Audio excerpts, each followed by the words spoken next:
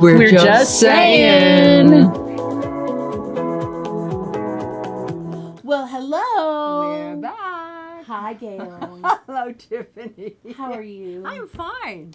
How was your Mother's Day? Oh, my Mother's Day was very quiet. My kids are far and away, so it was a lot of time on the phone. Nice. Which was great. Yeah.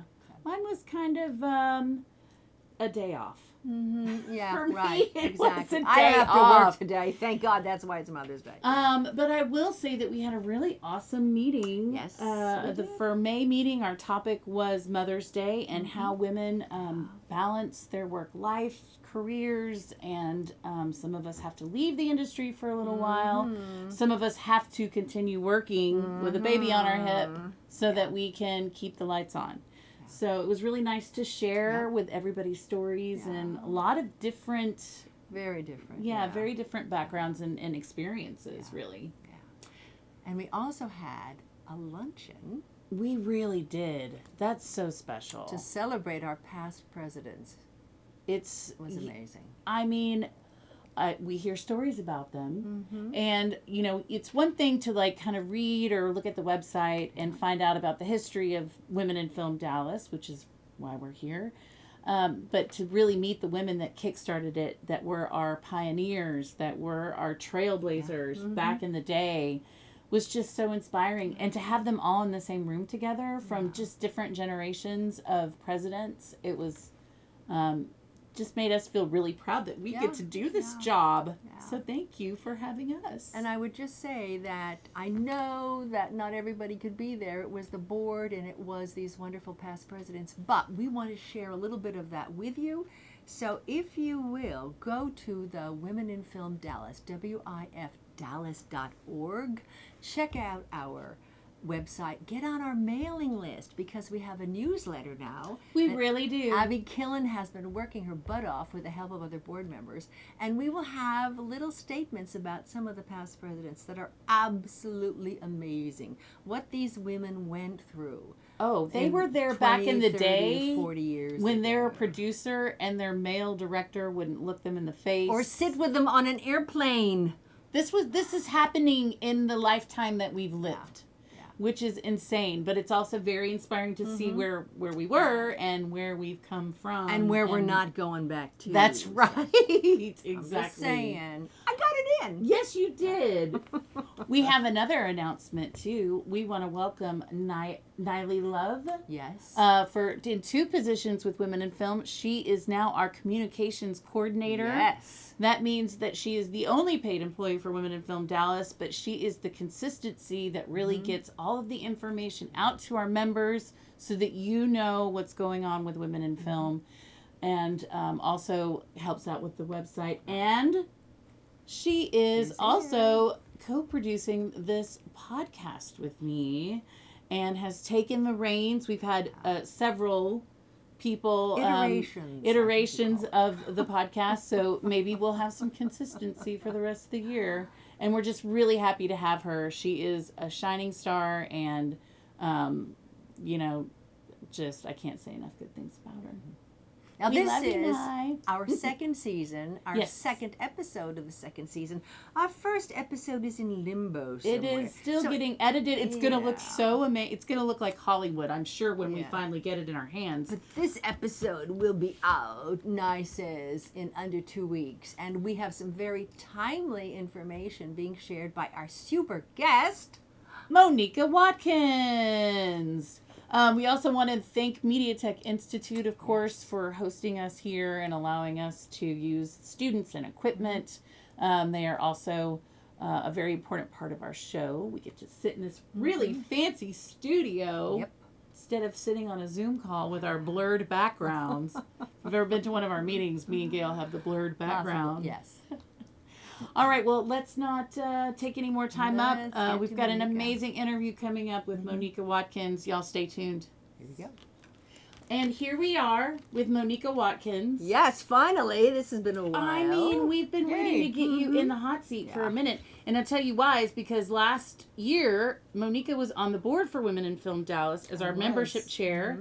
It was a very difficult year coming out of a pandemic to try to get membership back up. Totally. And she reached out and got us some really great corporate sponsors. We're very grateful for all the work that you did. Yeah, she did a great job putting together the membership video for our year-end extravaganza. The extravaganza.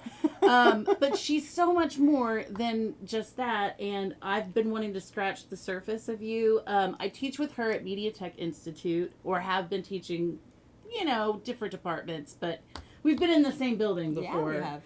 And just your online presence and just reading about what you've done is fascinating. And so this is our opportunity. We didn't want to make it like, oh, here's our board members. So now that she's not a board member this year, we can put her in the hot seat and ask her all the questions. And I just want to say, if you come in early and then go away and come back later, stick around to take a look at all of the websites that are Monica's, because there is some amazing stuff out there, and I don't want you to miss it. Okay, so check that out. And hit like and subscribe. Yeah. Why not? And pass it on. Share it. Yeah. Okay. So we are just going to get started with who you are and where you came from and how did you get to here.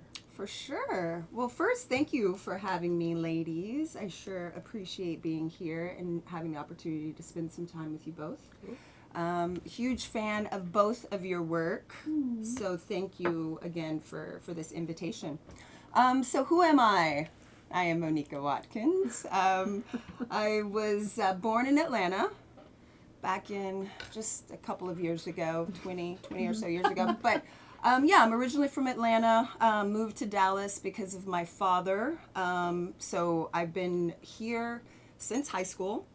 And went to University of North Texas, where I studied film. Before that, I was a photographer, staff photographer at the Dallas Voice. So I was doing that for a while, with editor Daniel Kussner, who was fantastic. So my early creative life, trying to make a living, was in photography. And I remember Daniel would always, I would have meetings with him, and he would be like, listen, I know you're creative, but this is editorial. You can't cut people's heads off. You can't have these. No art here. And I was like, what do you mean? These are way cooler than the others. He's like, yeah, but you can't do that for this. So he was wonderful. And I learned a lot and decided just to kind of parlay the photography skills into video. And it took me a while to kind of figure out what I wanted to do. I remember as a kid, that kind of correlates to what I'm doing now, is watching Eyes on the Prize on PBS, in my grandmother's living room. It was a moment for me, for real, just to kind of see what Henry Hampton did with capturing real people's stories that were impacting kind of this movement of the civil rights. And so now, I remember that as a kid. One question: Did you shoot on film, or has all your work been digital? Were you in the dark room making pictures, or? Yeah. That's so cool. It's such a dying art form. It makes me so sad. So I wanted to bring that to light. Tell us about that experience. Yeah, so the photography, I went to community colleges and took some photography courses. So Richland is a really great photography school for photography. So we worked in the dark rooms, kind of developing your film, processing, doing all the things.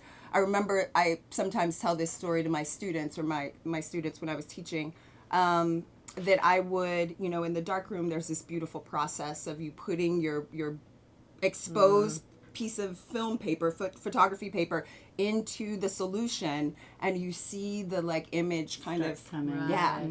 And there was something about me that, as an artist and a creative, that I was so worried about other people's opinion of my photo. I would flip it over when there were other people in the dark room, and I would miss the magic of seeing that happen because of that. And so it was this symbolic kind of reminder to me, and I would impart this to my students: don't miss the magic. It's okay if you are vulnerable with your work. It's never going to be perfect. Goosebump always, of the day. Awesome. If you've seen our previous podcasts, they happen to me quite often when I get inspired by the people sitting in that chair. So that was the first one. Yay. Okay, thank you. Absolutely. Thank you for letting me share that. Yeah. So photography has always been a joy for me. And then going to UNT, it ended up being kind of like my focus was cinematography. So I wanted to, again, capture images. And I thought that's the most technical thing. I can learn everything else pretty easily. But if I can get schooled in this, then I'll be like able to be a one-woman show and kind of do all the things that I wanted to do in filmmaking, which is a lot of what I'm doing now. So that's kind of cool.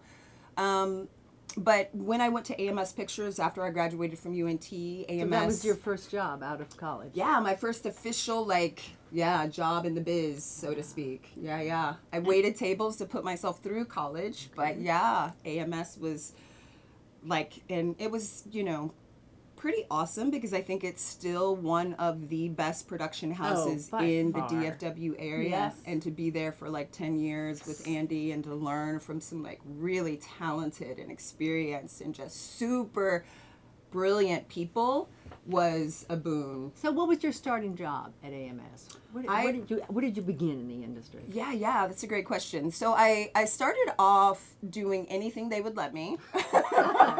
Which Coffee? is No problem. Yeah. Mm-hmm. How can I help? What can I do?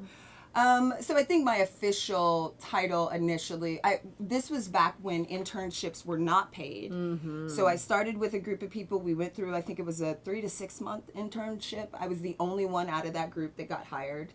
Oh. And I think it was my work ethic, and I just was willing to kind of do Okay, all so the you things. need to say that again because this is really important. You were Yes. the only one Only out of one that out of intern that group that got cohort. hired, Yeah. and it was because of your attitude and what can I do, and I'm here to do it. Absolutely. All right. Yeah. I need to get that. We're going to put a graphic up. Yeah, Work right. ethic is Work ethic important for everyone. Yeah. So I really, so I was a fast learner too. I think that one of the beautiful things that I learned at AMS was no matter the role that I was in, I could always learn. So early on, I started off doing some teleprompter operating. Yeah. Mm-hmm. Which seems very kind of dull, but you're it's the one. very important. Super As important. actresses, we both have to read Yeah. off the teleprompter. Yeah. And if you're going too fast or if you're going too slow, Yeah. It's kind of an art form in and of itself. It's got a rhythm to it. It really Not does. everybody can do it well. So I mastered that. And it actually ended up allowing me to meet President Bush. We did Oh a my ton of gosh. shoots Right. with him. Yeah. And Wow. I was his teleprompter operator, and I remember him going, Monique, I could have used you in that State of the Union address. You So could have used it the other day when we talked about, but we won't talk about that. yeah, right so now. he was I was actually really, really impressed with him. All politics aside, on a human basis, I was really moved by how personable he was. Look, Michelle Obama and he get along really well, That's so right. it's okay. Yeah. And I was in DC when they did one of the things. But anyways, yeah. So that was one of the things I think that also helped me just stay really engaged and inspired by the work was there was no job that I did not feel that I could glean a lot of value from. But a lot of this is you too. I mean, this is the attitude Yeah. you brought to it, and that's a really important thing. Again, to pass on. Yeah. That you value everything that Yeah. you're doing as Absolutely. something that you're learning and is a new skill. Yeah, for sure. And I will say to all of you out there, if you've never been to AMS Studios, you should try to get a tour out sure, there. for It sure. is like Hollywood, but a little piece of it right in Dallas. I agree. And from their conference rooms, looks like you're in the UN with all the flags, Yeah. and the middle of the globe is in the middle of the. They've got jail cells. They've got a whole downtown Main Street. You'd be surprised how hard it is to find a jail cell that they'll let you shoot in this Very town. true, yeah. But it's really a phenomenal facility in itself with a really rich history here in Dallas. So. Absolutely. So you were there for 10 years? yeah, yeah. Is that all you did while you were there? No, I did so many things. So, honestly, Well, I starting mean, off... were you only working at AMS or were you also Oh. freelancing? No, at that time, I think I probably had some side jobs later on, but I was just really pouring myself into learning as much as I could. That was really a playground of being able to be mentored by people. Yeah. Tom Rubeck was a fantastic producer that I got to produce a number of Black History docs with him under his wing and just kind of Wow. develop myself. Andy Streitfeld too is really pretty amazing at finding talent, and so learning from him. Really fantastic people that are still there, like Kim Clemens, who's just brilliant. Any room she walks in, she's like the most brilliant person that you've ever met. So yeah, getting to work with a lot of like seasoned people as I was trying to find my way and figure out, is this what I want to do or is this what I want to do? And then kind of like, just plotting my course was really beyond a blessing for me. So I eventually moved into producing. Andy actually, I initially wanted to be a cinematographer, so that's what I went to UNT for. Got to AMS, had this meeting with Andy, and he was like, he's like, so what do you want to do in this industry? And I'm like, oh, well, I want to be a cinematographer because I feel like then I can kind of be a one-woman show and do all the things. And he said, well, do you sleep with the B&H magazine? And I was like, what kind of question is this? None of your business. What I sleep with? Is this sexual harassment? But it wasn't. It wasn't. But B&H magazine is this gear magazine, right? It's about all this equipment. And so he knew that people that really, like, Hardcore, ride or die. yeah, that really Techies. are focused in this, or gearheads, techies, yeah. that they do kind of like obsess over those things. And it wasn't really how I felt about it. It was an ends to a mean. It was a means to an end, and he was able to identify that. And he said, "You don't want to do this. What you want to do is produce." And graduating from UNT, it was really funny because they told us right before we left, you're going to get out into the industry and you're going to hear the man is going to try to take you off of your path. Don't listen to the man. And here I am sitting across from the man. And he's like, no, this is not what you want to do. What you want to do is this. Thankfully, I had enough, discernment to listen to him. And I think he saved me probably 10, 15 years of my career because I kind of fast-tracked being able to produce stuff that I would have done for free. And I got paid to do it. So, yeah, loved that experience for sure. Well, Okay, let's so at move some point, away yeah, from you moved AMS on and get to where you're going next. Yeah, so I, let's see. I think my focus, after AMS was to have my own company. And I left into this huge project with Marshall, in Marshall, Texas, with Wiley College. It was this really beautiful inaugural event where tons of students, really brilliant students from all over the country came to learn from accredited and really successful filmmakers of color how to use their voice and use their agency to tell the stories of their history and that mattered to them. And that was one of those projects. I think in this industry, if you work enough and if you're kind of like on the right path, you have these moments where you're just like glowing in the joy of it all. That was one of those moments for me. So I'd left AMS and it was kind of like the first big project. I also did a project that took me to Australia for 3 weeks and they paid me to do that. So you're going to pay me to travel? I'm You're going to get gonna airline fly me miles out, and you're right. going to give me hotel points? Super freaking cool. Yeah. So, but this other one was really soulful. This work at Wiley College, which is an HBCU. And so I had the opportunity to combine things that I love, which is teaching, as well as doing creative arts and documenting. So I got to document this experience. And it was really, really spiritual and soulful. One of those experiences where everybody gets that this is like divine. Is this still going on? The program is, yeah.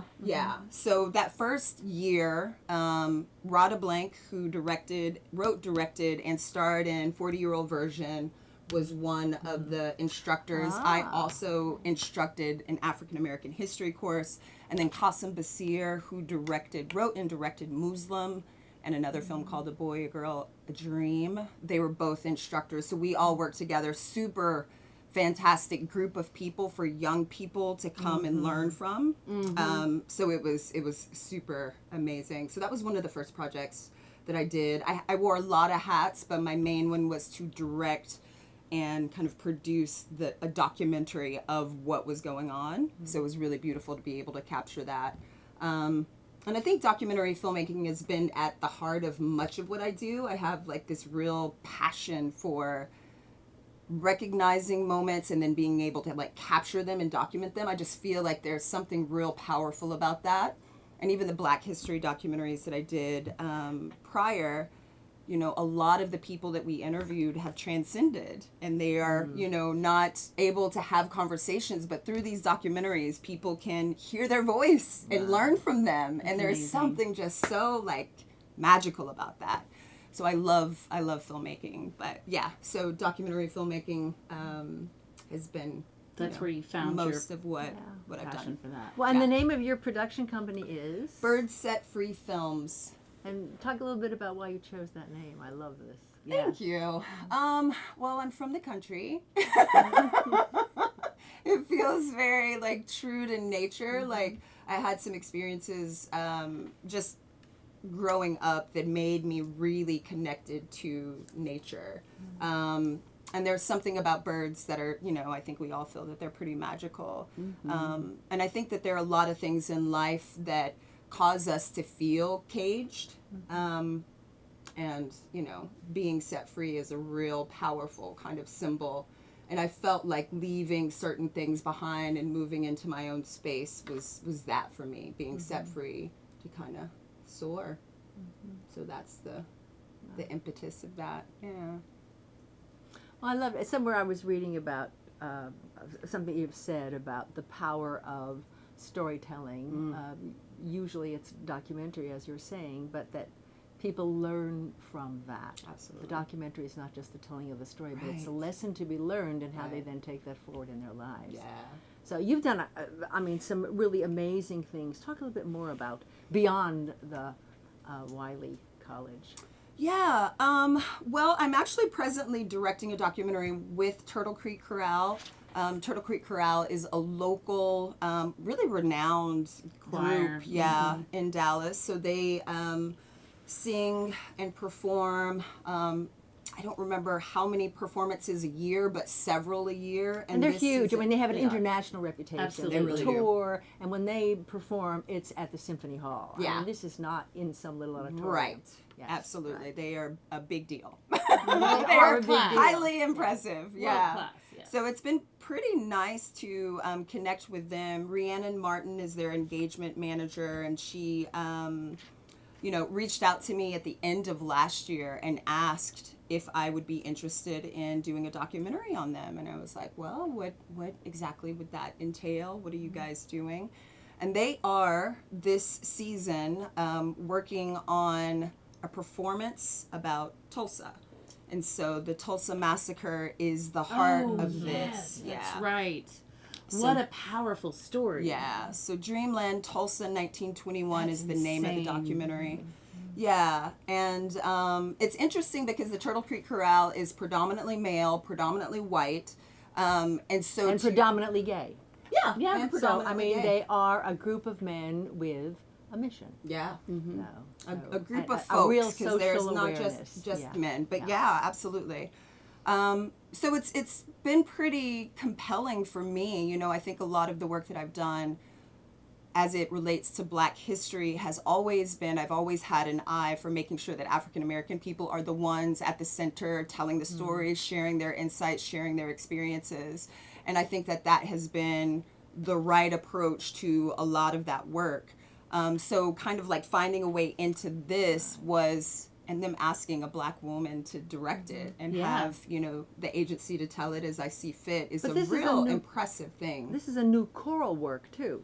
It It's being is. So written, okay? Sandra So, Seaton. This is all new. Yeah, so every season they do some new work, and this is Sandra Seaton is actually the librettist, an African American woman who wrote and a librettist is somebody that writes the lyrics to operas, just in case you don't know, because I didn't really know at the beginning.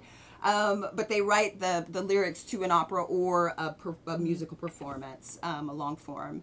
And so she wrote this content. Sean Baugh, who is the lead of the chorale and super talented and very amazing, reached out to her and a composer who's also African American to kind of like center this particular performance on that work. And Sandra has done a lot of her focus is on Black history. So she did a kind of performance piece on Sally Hemings, and kind of the list goes on. I'm actually going to be speaking to her tomorrow on Zoom, so I'm super excited about that.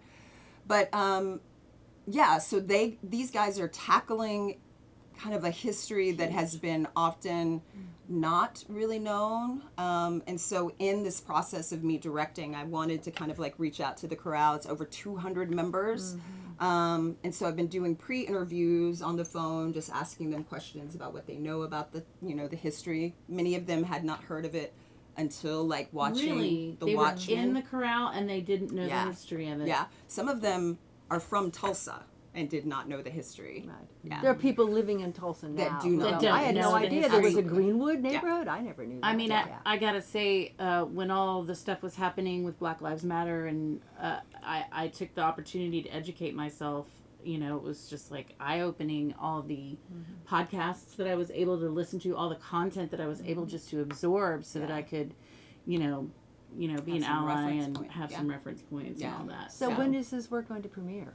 The plan, I think, is at the end of the year. So the Corral is performing this work at the Meyerson in July. Please go to their website. I do not remember all the dates, but the tickets Turtle are on Creek sale. Corral. Turtle Creek Corral, yeah. So they'll have 2 performances at the Meyerson Symphony, which is just a gorgeous space. So if you can see anything there, I would recommend doing that. And this is a great thing to see. And then they're also performing at Carnegie Hall in New York. Oh, so that's so yeah, great. so we'll be flying up there, and I'll be filming that. And then, of course, they'll be performing in Tulsa, I believe August. I don't know if the date is firm yet, but we were just in Tulsa 2 weeks ago. And it was pretty incredible because some of the men that were able to attend, a couple brought their son. So this almost 8-year-old young white guy, like looking up at these exhibits in the Greenwood Rising Center. And you see him in the foreground and this Ku Klux Klan like cap and gown in the background, and like his dad trying to explain to him, this wretched history. Goosebumps number 2. It was happening right now. pretty. So you're Pretty amazing. documenting the creation Wow. of the piece? Is that what it is you're doing? Yeah, so it's the journey, you know? Right. And I think that as I'm talking to the Corral members and hearing their stories, that it's really affecting them, learning the lyrics, learning the sure. history. And as I mentioned before, most of the work that I've done is really important for me to center African Americans about our own history. But this history is all of ours, and I think one of the men that I interviewed, pre-interviews, he said that he had some reservations once he first heard that this is what the Corral was going to be doing this season. And he said, I don't know if we are the people to say this stuff, to tell this Right. story. Yep. And then he said, but I reflected on it, and he's like, maybe we are just the people to do it. Right. And to me, that is absolutely like on point, because I feel as a person of color who loves history and knows a lot of history through, documentary filmmaking, that this is not just Black people's Right. burden to share, like to hold. Right. It is really got to be all of ours, so that we can really affect change. Well, And and they it's- are doing that work, which makes this so, like, to me, provocative and beautiful and Yes. inspiring to see them be transformed through art, through That's the important thing, what? because now Yeah. there's this huge debate in schools about critical race theory Where and we- displacement. But to have a cultural and artistic experience Yeah. present this takes it to a whole other Whole level. other So level. this is amazing. I know. I'm super excited about it. I feel very blessed. And I love when I'm working on a project, so directing something that excites me and that completely surprises me almost every conversation I have. I feel like I'm in the right place doing the Well, right work. Just a little bit about this, because you talked about being surprised. When you're creating a documentary, you don't know what it's going to be. You really when don't. you begin. And so I you have a talk a question little bit for you. about that. Yeah. I have a question for you. Sure. Have you ever worked on a documentary and realized that you weren't really in love with the person that you were doing the documentary about? Or a difficult interview, or,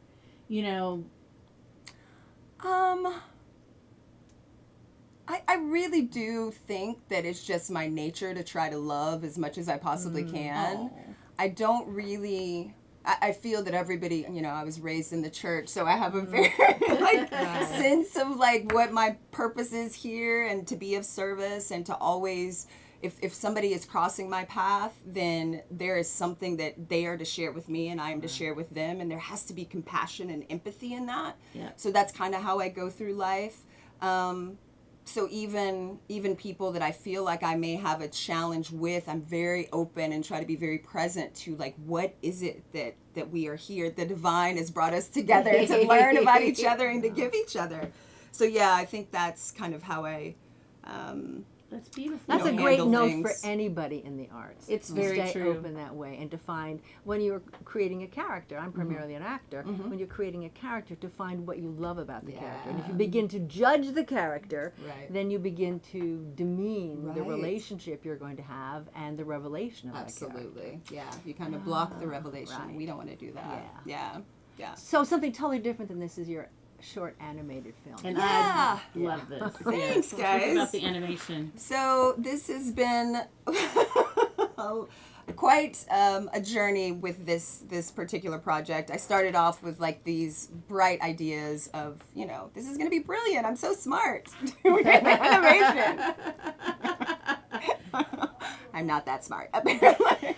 Just kidding. You're But still yeah, learning. You're still learning about that. It's been a process. I'm super excited for it, though. It is called Dabney from Selma to New York. It is about Dabney Montgomery, who was a civil rights activist, a Tuskegee Airman. He was born in Selma, and he was a faith-based person, grew up in the church, thought that he was going to become a pastor, and actually heard the voice of God compel him to break the segregated law. Dabney has since transcended. He was born in 28. He was born in the 20s, so you can imagine, when he was growing up in the 50s, to get a call for God to break the segregated law was he was like, I don't know what you're talking about. No, God, no. And this was a decade before the March in Selma. Yes, it was. Absolutely. So there was something bubbling, I think, in people at that time.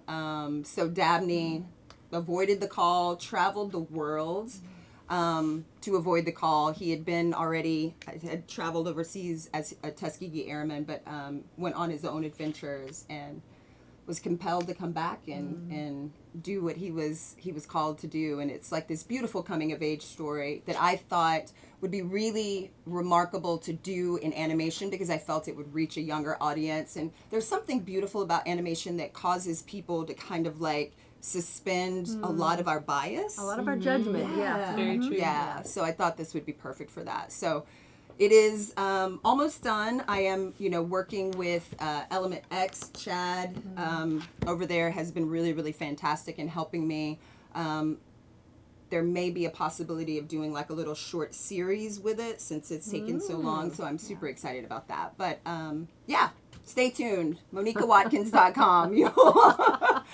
So I have a question for you too. Ever since I've known you, you've just been working, and just leaving the school. I know what your school schedule was last year, where you just were teaching a million classes, and then you were also working on these side projects. Yeah. So what does Monica Watkins do for fun? Well, man, the motto for MediaTek is it. I love making documentaries. There is nothing like this for me. The opportunity to get to meet new people, travel, be creative, and get paid to do it. What?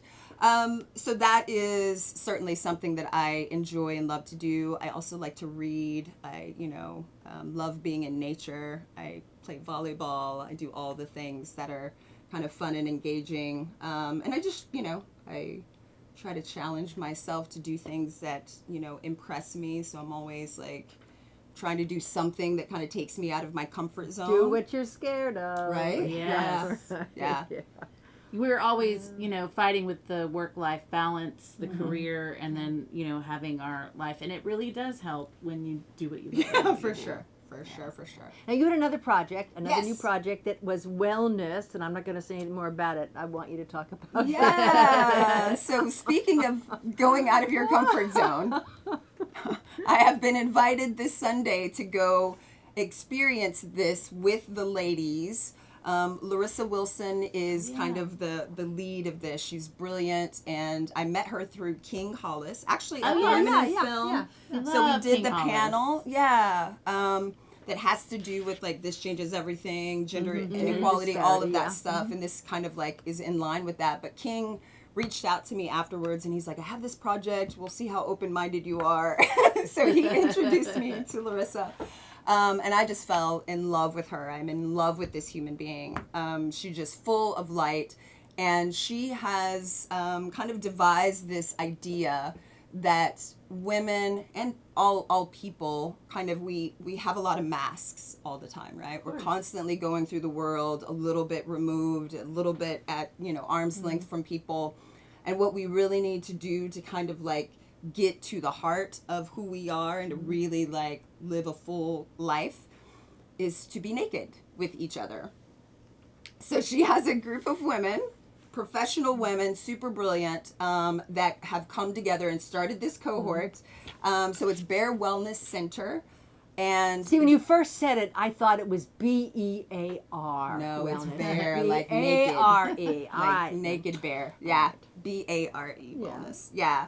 So they, kind of gather in a safe space and are courageous enough to like take off their clothes and hang out and just like talk about like some barriers. And she has kind of like presented this in a way for them to be able to be comfortable in that. And if you can imagine, right, how much courage it takes to like, as my Yeah. That was interesting. it's my She's top starting boss. now. But it's not like a Visualization. but it's not like it's not like a sexual thing. It's very like genuine and authentic, and we, as we kind of like go through life putting on all these masks, the idea here is that if we can just be comfortable in our own like how we came into the world, there's power in that.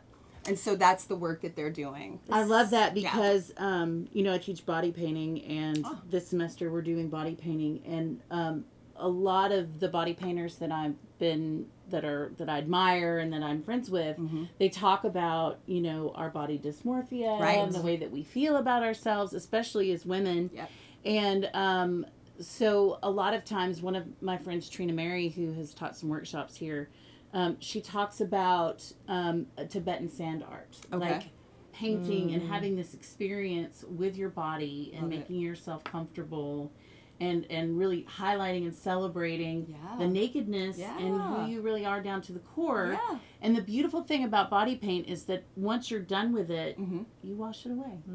It's nothing permanent, right? So I identify with that. I'm interested to see if Trina's even involved. She might be one of the people that might be interested in being a part of that. Absolutely. That's And super if cool. not, I will let Larissa know. She has invited me. They also, how I'm connected is they want to film this. They want to document it because, they're going to be doing more of these, having these discussions. And I was like, wow, you guys are seriously brave. And so we are going to begin filming next month. But she invited me this Sunday to join in. As in get naked with them. Yeah. Are you going to film naked? How can I say That's no?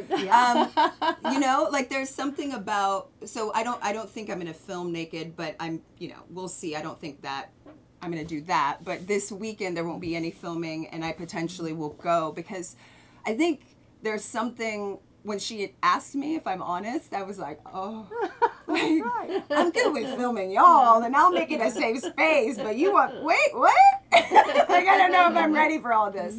A double dog dare you. Right. Right. And so the feeling about that made me like really reflect on, I have this thing. Like if I'm going to be comfortable with them being naked, how dare I not be willing to be as courageous and make them feel safe in this space and make them recognize, and myself, like, you guys have probably heard, when you direct, people always tell you, if you want to be a good director, take an acting class. Yep. Yeah, right? And I've done that. I think psychologists should also take An acting class. classes. Yeah, I agree. But yeah, so they tell you that, and the reason is because you really do want to put yourself in that position. If you're asking Right. somebody else to do something in front of a Absolutely. camera, which Yeah. you know, behind the cameras we're voyeurs. Yeah. In front of the camera, you become the object of that, and there's something about learning how that feels, because I have such respect for actors. I have such respect for the work that you all do, because you really are in a sense naked. You are really bearing all if you're doing the work well, I think. And so taking that class really emphasized that for me. But so here is another level of really being vulnerable and being willing to kind of like recognize, you know, that we're all in this together, and if they can do it, why not? So y'all pray for me. And at the end of the day, we're all naked underneath our we clothes. are. Yeah, we Yeah. are. Took my shirt in. Yeah. Yes, she's working with women right now, but eventually it will move to potentially couples and all of that. Well, But yeah, I mean, I'm excited about the work. I have to say, the guy that I'm now dating lived in Decatur, Okay. Texas, Okay. which is rodeo town. Wow. Everybody there is a biker or works in rodeo. And he is a biker. And there is, he's He's- neither. Oh, I thought he rode a bike No, motorcycle. no, he would like one, but he doesn't have one now. But there is a nudist colony right there in Decatur, and I was like, really, in Decatur, Texas? So I mean, there was a time when they called them nudist colonies, were Right. very, very popular. They're kind of on the down low right now. But I find this interesting that this is a reimagining of this phenomenon. I'm sure with a lot of new age or spiritual or psychological elements. Yeah. So I'm really curious as to how this develops. I am too, and I'm really honored that she felt comfortable enough to like Right. allow me to film it and invite me in, because you know obviously you would want this to be a very safe space. Yeah. So I'm honored by it all. Yeah. Well, that certainly is different from the kind of documentaries you've been It doing. is. It is. So is there anything else you'd like to share with us or make us aware of? I have one other thing that I would like you to speak a bit about, and Okay. that is advice. There are so many women in Film Dallas, Yes. which we're all involved with, who are looking to get into the film, television, broadcast business, Sure. or maybe they're away, or they were there once, or they want to transition into something else. And I'm just wondering if you have any thoughts about or advice to give people who might be thinking about that. Do you just jump in, or is there are there initial steps that you would suggest taking? Shadowing now is a big thing. Yeah, for Connect with sure. somebody who's doing it and see what they're sure. doing. Yeah, I think that probably my advice would be to first, you know, find something that inspires you. I think that, you know, the idea of just getting into an industry just because makes all of the barriers to entry a lot higher and harder to Right. get through. So figuring out like what is in your resources, the people that you know, the community that you're in, is there a story that you're burning to tell that you can tell if you just grabbed a camera? I would certainly encourage that, because you know it's certainly the access. I mean, you can really shoot something pretty. I know I have students in this room that I used to say, don't ever use your phone to do films, but now the quality is like ridiculous, and you actually can do some really compelling things with a phone. You still want to think about all of the tenets, such as mise en scène. But anyways, that's for my students. But for people that are really interested in getting in the industry, to me, finding what moves you, that's magic. Because once you find things that move you, doors open magically. Things just true. are attracted to you in a way that help you find your way. And I would also recommend, even with the Bear Wellness Center, Turtle Creek Corral, Rhiannon Martin, who, you know, initially asked me to direct this documentary, all of those connections are groups, community. Have people that you can work with and that can be with you through the journey. And that's one of the things that I've always loved about Women in Film, is because this is this group of folks that want to make films, and they're in the same area. So go to these, you know, meetings, meet people, find out what other people are doing, volunteer to do things. If you've got the experience, though, get paid for your skills. But Yeah. that's my advice on those things. And I appreciate your emphasis too on getting paid, and make sure that Yeah. you're getting paid the rate that you are, because we talked about this at our last Workup Wednesday. We had so many women show up that we'd never met before that were new and just found us on the internet. And it was interesting, and I was kind of telling my story about how I got into women in film and how before I moved to New Orleans, there's imposter syndrome that women especially seem to have in this industry. And I always thought it would be a side job and it would never be my career. And then it wasn't until I'd been doing it for 10 or 15 years that I was like, this is the only thing I want to do. And this is what I keep getting involved in because I'm good at it. So it is very important to know your worth and make sure that you're getting paid. Absolutely. Because there are people coming up behind us that need to know that this is possible, and we have to all pay bills. So. And putting out there For real. Tiffany and I were just on a phone call with women from across the state who are involved with women in film or women in film television, and one of the big issues is they don't know, they being the people who are hiring, whether they are male predominantly or female, to make yourself known. So you can go on websites and register, like the Dallas Film Commission, like the Texas Film Commission, like the Fort Worth Film Commission, and say, hey, we're here. Yep. And make yourself known. I love that. One quick shout out to Janice Birkeland, Dallas Film Commissioner, who has been with the Dallas Film Commission for 20 years, just now retiring. Thank you for your service and Thank all you of the so things that you've much. done. A woman doing massive things. Massive things for so many years. Her career. When I was back at AMS, she was like rocking it and always of service. So super appreciate her. The other two things I would like to mention, Ashley Herman, I work with her. We're kind of doing some collaboration. She's also a Women in Film member, so maybe you guys will have her on. But she has a Belmont Creative, which is Belmont Collective, excuse me. And it has to do with acting. And she's super fantastic. And we are potentially going to be collaborating on some things. But if you're interested in taking any kind of like one-off acting courses, or if you have an audition coming up and you need some help, some guidance, she's fantastic. So I would recommend checking her website out. And then also Nilu Jalilvand. You guys know Nilu? No. So she's at Booker T. Washington for a very long time. Now she's running I Pegasus do know Film her. Festival. Yes. Of course. In fact, I ran into her at our the women's panel, the gender disparity at panel. Texas Theater. Yeah. So has been doing really fantastic work for a long time. So I'm kind of collaborating with her on one of her projects that is to, again, educate young people, help them make short films. So she's doing really, really great work. And I think the Pegasus Film Festival is happening. That's coming up in May. Coming up. End of May, I think. Yeah. Perfect. Thank you for that. You can Google it and find the actual dates. So yeah, all of those things are great. I would also like to give a quick shout out to Sean, Ash, Naila Love, who are helping us make this. These are great young people who are doing the work, and I just appreciate you guys. It is real beautiful to do this kind of work, to learn, to grow, to help women in film, this organization. So thank you guys for your talents, for being here. We appreciate you so much. And thank you, Monica Watkins. Thank you guys for having me. This has been a joy. All the Thank great you very things much. to come. Thank you guys. I appreciate you. Check out our And website. by the way, we are going to have Janice Birkeland on the podcast before the end of the year. Excellent. So be looking out for that. So She's can talk very about busy it. I right sure now. will. Yeah. I sure will. She's busy trying to get the heck out of Dodge and Right. take a little vacation after. I'm retired, y'all. I'm out.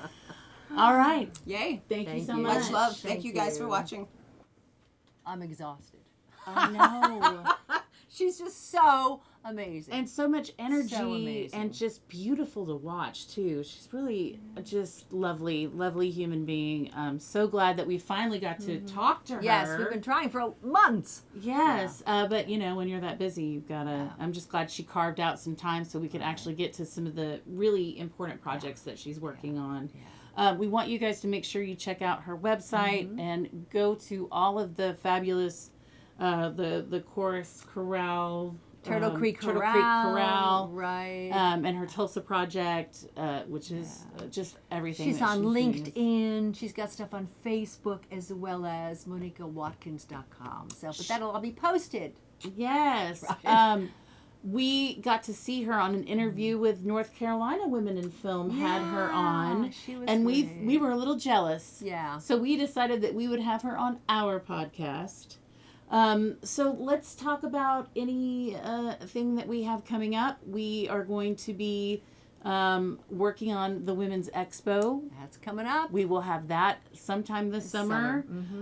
Probably in August. We are also still working out all of the details and getting a script together for our PSA, which is what we do annually to give back to the community as a philanthropic gesture to Dallas and our community here. And we have monthly meetings where there is a program of interest, hopefully to all of the members. And even if you're not a member, come to our Zoom meetings. They're Monday meetings, usually the first or second Monday of the month. So check that out. It's on the website. Okay. And also, Topaz Film Festival is in full swing. Full swing. Still accepting submissions. The final deadline, I think, is July 1st, and we're beginning to view these films and think about awards. So that will be in October. Yes, be looking for your email box if you are with Women in Film. They do have some scheduled emails that'll be going out in the next couple of months about the awards, about being part of programming, and then eventually we're going to need volunteers for the festival To make it itself, happen. So Yeah. I think that's about it, Gail. I think that was lots. Yes. I'm very satisfied. I'm too. Well, we will see you next time. Don't forget to subscribe and like and follow us on our website and our Facebook pages. And we will see you guys next time. Bye-bye.